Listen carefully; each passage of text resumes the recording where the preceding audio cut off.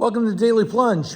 We are in the book of Leviticus, chapter 26, verses 1 through 26. Now, starts off with God calling them to be faithful, which he's been doing throughout the entire book.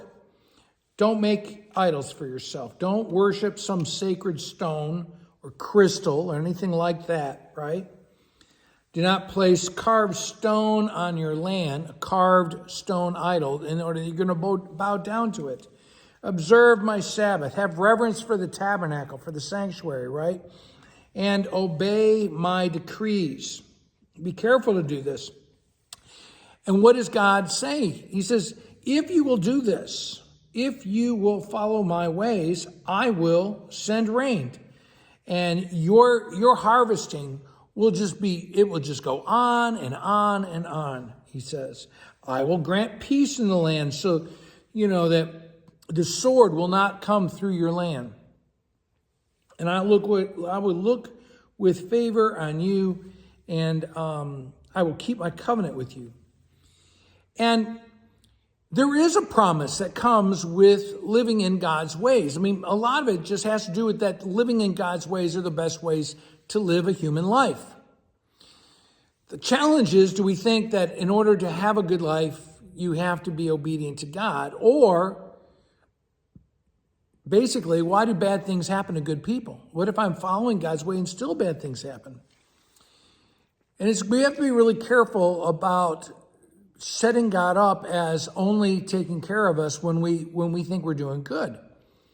And part of this is that, yes, you might be doing A, B, and C, but what are the other things that are falling down the wayside? We're never perfectly obedient. And then he goes on, he says, I will put my dwelling among you. I will walk among you.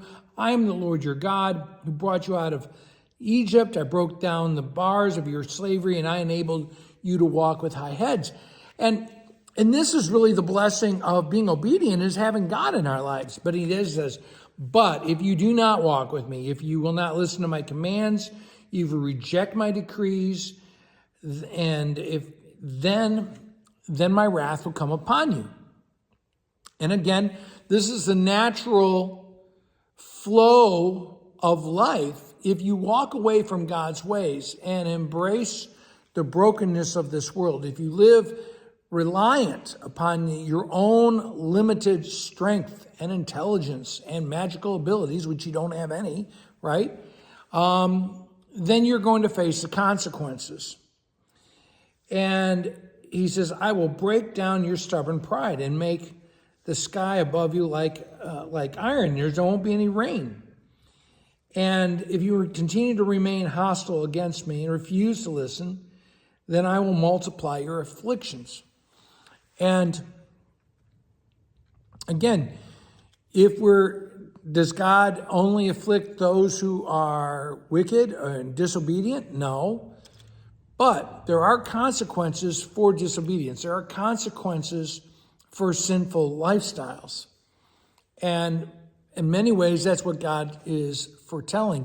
One of the things he speaks about is withdrawing his protection, and that there would be more violence.